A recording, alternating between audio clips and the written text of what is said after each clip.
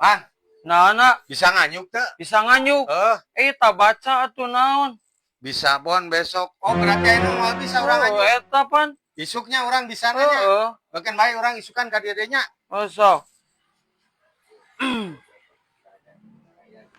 Man, Nah, nganyuknya cek mana kamari bisa nganyuk ayeuna tah urang nganyuk ieu tah.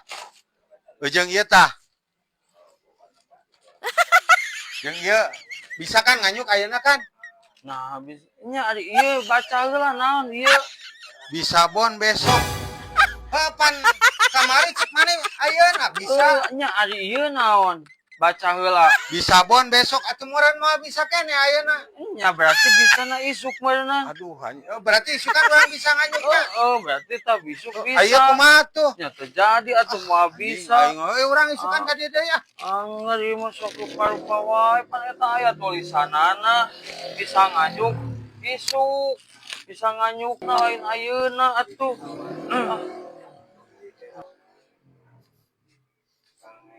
Mang, Nah, rokok tilu.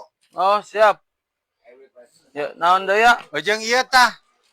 Mana? Sok naon deui? Ojeng ieu lah tah, roti ieu. Roti eta sok. Sok.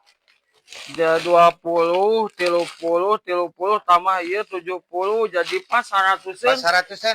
Ya. Nganyuknya. Nganyuk. Ari ieu naon baca? Pancek mana kamari? Besok bisa nganyuk.